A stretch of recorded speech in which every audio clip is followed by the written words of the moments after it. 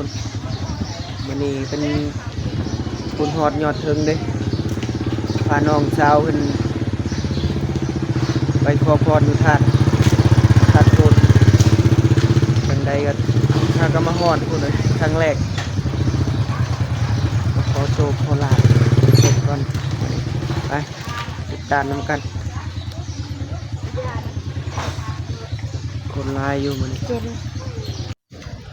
นี่ได้ทุกคนเลยได้ทูบได้เทียนคุณฮอดยอดเกี่ยวได้เที่ยวกับชาวคู่มันธรรมดา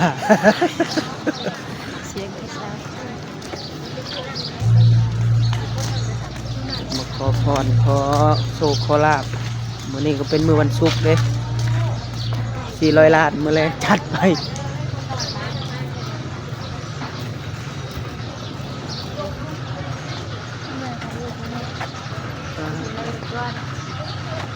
ไปหูเพิ่นก่อน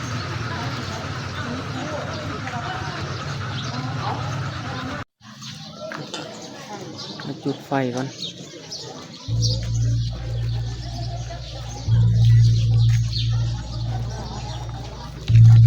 จุดไฟจุดฟืนกันเลยขอพรแล้วนะมีเงินเทียนให้หน่อยขอให้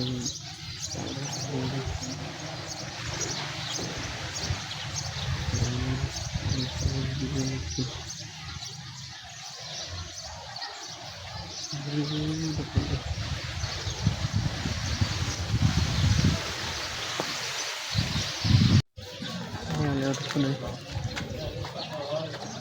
จะโทษมันจะได้โอ้โห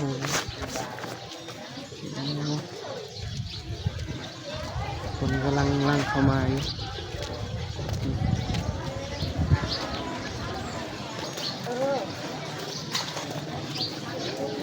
เขียนคำขอพร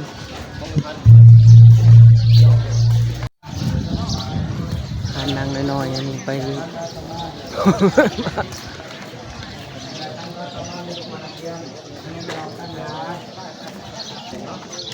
เคยมาปะ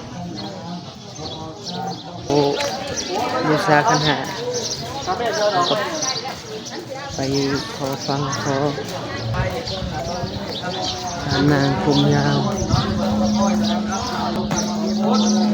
โมได้เฮ็ดน้ำเพิ่นเฮาก็นั่งไทย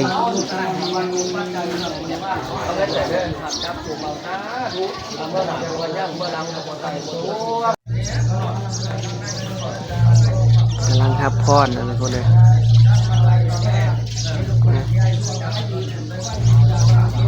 คนพญาไทยและขอพร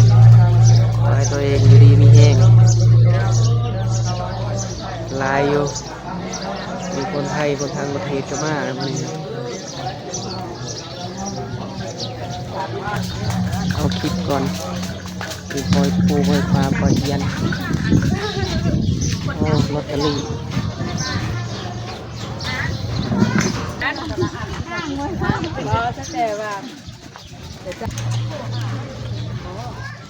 ปลามันขึ้น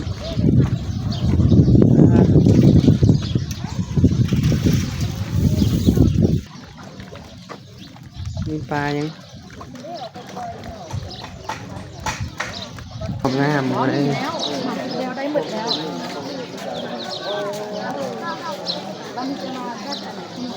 วันศุกร์คนก็สีกำลังเริ่มเข้ามา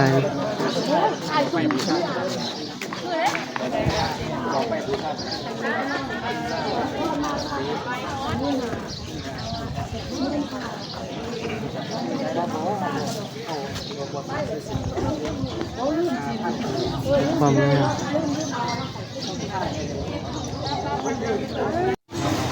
สำเร็จเช็ดชิ้นเลยทุกคนเลยเบิ้งนี่ยังนี่คุณกินที่นี่ยังมันเลยมีโชคมาในหูช่องใบคนกำลังลั่งเข้ามาสำเร็จการเขาเลย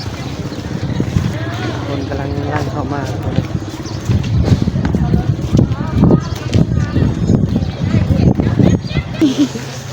ถ่ายรูปมันจะถ่ายรูปไม่ได้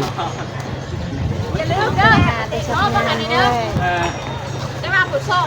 นี่ก็มีโซ่ทำไมมีโซ่เก้าโต ถ่ายรูปก่อน ล้างคอไว้เนี่ยเป็นโซ่ กินกาแฟกันได้มองมาได้ท เป็นนมธรรมดาแล้วเจ้ามัน ำบูฮานกาแฟมีกาแฟบูฮานมีกาแฟทันสมัยเราจะกินได้กลับแล้วราคาก็งามใจดีด้วยดูลายแถมพร้อม